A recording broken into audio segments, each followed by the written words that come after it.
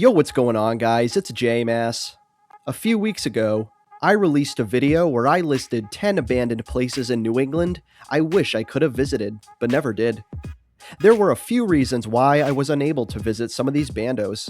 They were either demolished years before I started urbexing, or it was too late to get over to them before they were demolished, or I just never knew that they were gone until it was too late. Unfortunately, in a hobby as fleeting as urban exploration, some of the best abandoned places can disappear quickly and suddenly, and eventually, all bandos will be lost with time. It's always a shame when you miss out on exploring an incredible spot because it ceases to exist. In this video, I'll be doing something similar, but on the opposite end. I'll be listing 10 abandoned places in New England that I have visited already, but they no longer exist. These are a handful of abandoned places I've had the pleasure of exploring, both on and off camera, before they were ultimately demolished or renovated. I've been urban exploring for 13 years now, starting all the way back in 2013, and during that time, I've been fortunate enough to explore a myriad of locations before they were gone. Now, I'll only be covering bandos that were fully demolished or renovated. I won't be including any spots that only had partial demolitions, so that means nothing like the Walter E. Fernald Developmental Center in Waltham, Massachusetts, which has had several buildings razed, but is otherwise still partially standing. Of course, this is my own personal list. If there are any bandos here in New England that you personally visited before that no longer exist, let me know down in the comments below. And let me know if you've ever been to any of the ones I'll be mentioning in this video. Anyways, let's get started. Here are 10 abandoned places in New England I visited that no longer exist, ranked in order of how much I enjoyed exploring them. Starting off with number 10. At number 10, I'll be starting off with perhaps my most nostalgic urbexing experience, the one that started it all. This was a small abandoned warehouse in Chelmsford, Massachusetts, which has the distinction of being the very first abandoned place I've ever explored. When I was a young and rebellious 14-year-old kid in 2013, I explored this derelict structure with a few friends of mine, and from there, the rest is history. Despite how significant this bando is in the context of my history as an urbexer, I really don't know much about it, and my research has always turned up short. I don't know what the name of this old warehouse was, but I do know it was built in or around 1960 and served as an industrial manufacturer and warehouse of some kind. I remember visiting this bando on a few occasions in the early to mid 2010s, and I would stumble upon a vast array of old machinery, equipment, and industrial debris left behind. At one point, there were even a few old cars to explore. Sadly, it was demolished in early 2023, and a liquor store now sits in its place. While it's nothing major and the history is seemingly lost time, this small warehouse in Chelmsford is arguably the most pivotal bando I've ever explored, kicking off a decade-long hobby. At number 9, I want to discuss another spot that I never filmed before, but still thoroughly enjoyed exploring. This was the former Regal Cinemas in Westborough, Massachusetts. This is still, to this day, the only abandoned movie theater I have ever explored. And while most of the structure was empty, there were still some really cool remnants left behind inside, from the actual theaters themselves, to the lobby area with the old snack bar and arcade, to the large glass facade out front, which allows sunlight to pour inside the otherwise dark interior. This Regal Cinemas was built in 1997, operating for several years until its permanent closure in 2017. I visited on a few occasions between 2024 and 2025, and I even considered filming it at one point, but never did. As of recording this, in August 2026, the abandoned theater was purchased by a new owner and is currently under construction, being redeveloped into a Hindu temple. At number 8, I have one of the most disappointing losses in recent memory. This was the old Sutton Motor-In in Sutton, Massachusetts. This was an abandoned drive-in theater, and one of my most frequented spots before I started doing YouTube. Actually, fun fact, the very first video I ever filmed for this channel was my coverage of the Sutton Motor-In back in March 2022, and it later became the third video I ever uploaded in May 2022. This drive-in theater opened in 1947, operating for many successful decades before closing permanently in 1996. It remained abandoned for quite some time thereafter, with many old remnants left behind, including an A-frame ticket booth, the front entrance marquee, the snack shack, and the most iconic structure of them all, the massive movie screen that towered above the property. Sadly, it was in May 2022 when this drive-in theater suffered from a massive fire started by an arsonist, before being demolished in 2024. This was such a fun abandoned spot to explore, and it's truly a shame it was lost under such unfortunate circumstances.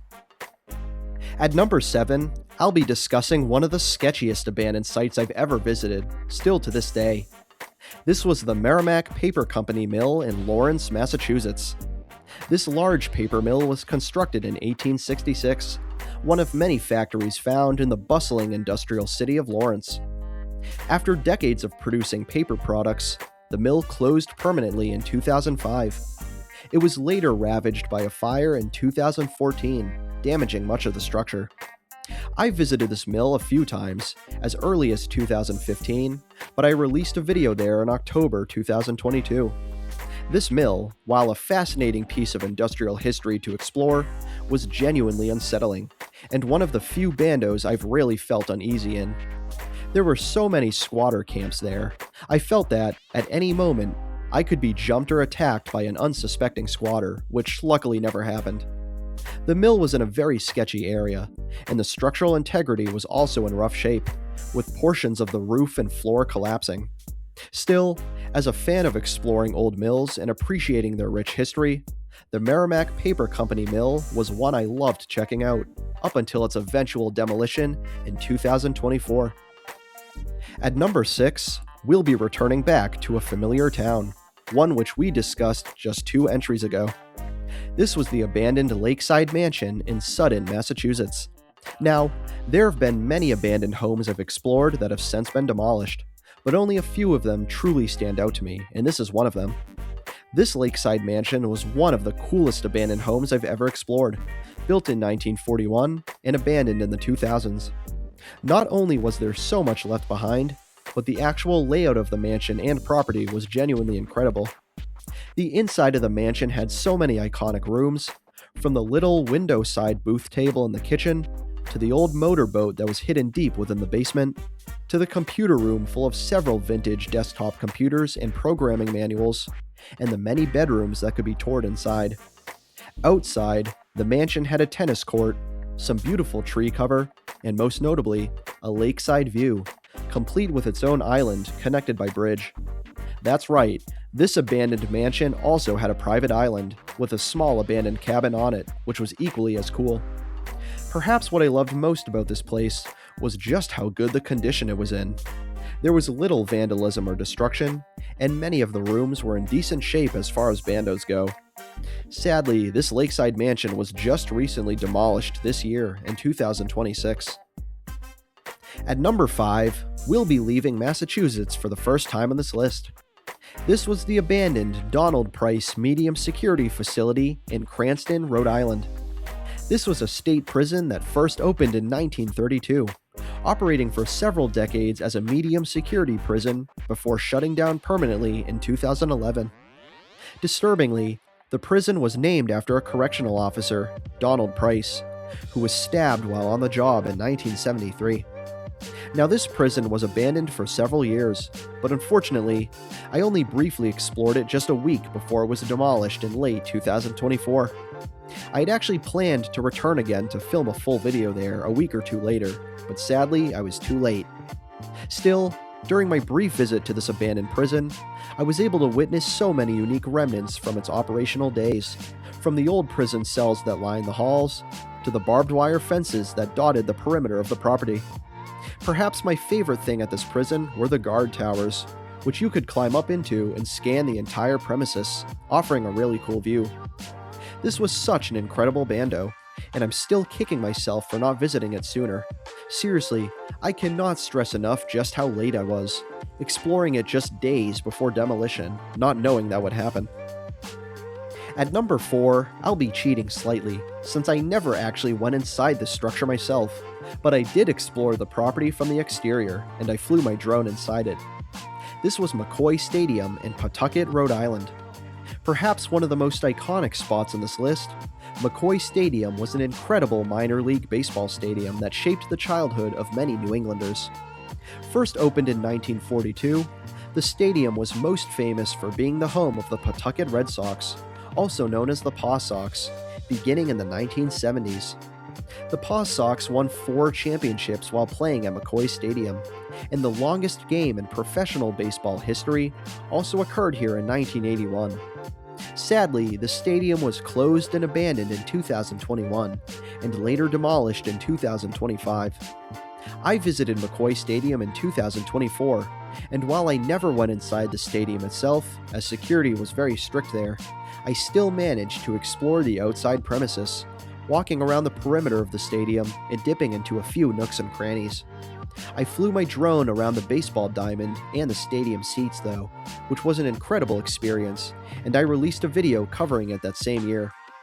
While I had personally never attended a Paw Sox game as a kid, I still recognized that the team and the stadium meant a lot to many people, and seeing such an iconic and historic stadium demolished was genuinely devastating. At number 3, we'll be staying in Rhode Island once again for the 3rd time in a row. This was the Bells, part of the Reefs estate in Newport, Rhode Island. While the Bells may not have been as grand in size or scale as the previous entries on this list, I still found it to be such a beautiful property with incredibly rich history, and it still stands out to me to this day. One of many Gilded Age mansions that dotted Newport's rugged coastline, the Reefs estate was built in 1876 and changed hands several times over the following decades. Following a devastating fire in 1961, the Reefs estate was demolished in 1963. However, some ruins remained, including the old carriage house, nicknamed the Bells. For years, the ruins of the Bells were left abandoned, sitting in Brenton Point State Park. I absolutely loved these ruins, and I visited on several occasions throughout the mid-2010s and early 2020s. There were many things I loved about this spot, from the scenic seaside location, overtaken by foliage, to the graffiti-covered ruins of a once elegant carriage house. The inside of the structure was much larger than it seemed from the outside, with several rooms and even an attic. Unfortunately, following an incident in 2023 where a teenager was severely injured, the Bells were demolished in early 2024. One of my biggest regrets was never filming a video at this spot, which I had wanted to do for many years, but I was just waiting for the right time, which sadly never came. At number 2, we'll be heading back to Massachusetts again for this one. This was the abandoned Bramble Hill Mansion in Worcester, Massachusetts. I first visited this iconic Georgian Revival-style mansion in January 2023, filming and releasing a video there that same month. To this day, Bramble Hill Mansion still stands as one of my all-time favorite urbex experiences, and a personal favorite bando of mine. This mansion was built in 1901, and was truly large in size and scale. The mansion had 9 bedrooms, 5 bathrooms, and 8,159 square feet of space, with several outlying buildings on the property. It was later abandoned in 2007, remaining so for years as it slowly decayed and deteriorated. When I visited, I wandered through the many rooms and halls of the mansion, peeking into the bedrooms, bathrooms, closets, basement, attic, and really any other space I could find. I also had fun checking out the other buildings on the property, including the carriage house and the servants' quarters. This mansion felt like peeking into a bygone era of elegance and opulence, and I was especially drawn towards the stunning architecture. Sadly, this mansion was completely demolished in late 2023, just a few months after I visited. At number 1, this is the moment you've all been waiting for, and a spot that may surprise you. This was the abandoned UMass Lowell West Campus in Chelmsford, Massachusetts. This is another nostalgic abandoned property for me. It was one of my local bandos growing up that I explored on several occasions, but there truly was so much to see, and each time I visited, I'd find something new. This property first opened in 1894 as a reform school for juvenile delinquents, known as Middlesex County Truancy School. The school closed in 1973, changing hands a few times until UMass Lowell inherited the land in 1984. It soon became the college's West Campus, with the UMass Lowell College of Education moving in temporarily. By the early 2010s, the former campus was completely abandoned, suffering a major fire in 2013. There were several buildings on the site, with one in particular always fascinating me, Bigelow Hall, which had a large prison yard fenced off by massive gates. Inside each building, old debris and remnants and trinkets would provide clues to the property's history, and I often found old documents and records inside. While I do look back fondly at my times exploring the campus for nostalgic reasons, I do genuinely consider this one of the most unique and interesting abandoned sites I've explored, with so much to see. Sadly, all remaining buildings were demolished by 2021. If there is one spot I wish I could have filmed and documented on my channel, it was this one. But sadly, I was too late. Hey, thank you guys for joining me. I've been UMass as always, and this has been 10 abandoned places in New England I visited that no longer exist. On one hand, it's sad knowing that these abandoned sites are no longer around to be explored, whether they were demolished or renovated. On the other hand, I'm very grateful that I had the opportunity to check each of these places out before they were gone for good. I'm sure that, as time goes on, there will be many more iconic abandoned locations razed and demolished, and this list will change and grow larger. Still, one of the benefits of this very YouTube channel is that I'm able to document these historic abandoned sites before they're lost forever to preserve their memory. Anyways, what about you guys? Are there any abandoned places here in New England you visited that no longer exist? But that's about it for today. I've been UMass as always, and if you're into urban exploring, checking out abandoned places, and general travel throughout New England and beyond, then I'm always doing that here on this channel, so definitely consider subscribing.